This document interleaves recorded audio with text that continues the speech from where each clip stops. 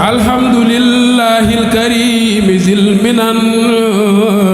على الثقال بفروض وسنن bismillahi rahmaani rahim guddig juróom benneel ga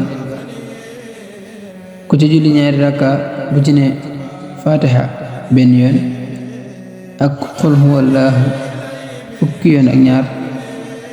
mel na ne ku julli ca maqam ibrahima junni rakka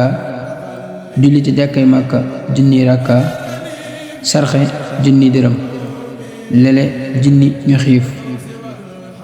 te bu ñaanee dees na ko nangu mel na ne it ku jox ndogu xeet yonent bi sallallahu taala alayhi wa sallam yëpp bu faatoo it ñu boole ko ca ña dee ci jihaad dees na ko musal ci metti du dee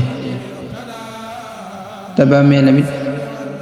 dees na ko defal mu bokk ci dëri àjjana ya te buy dekki dana ànd ak leer gu mel ne jant bi di xeeñ gëtt gu gën a neex te dana tàbbi àjjana te deesu ko xisaab te ca mboolam yonent ya lay bokk bu ëllëgee insha allahu taala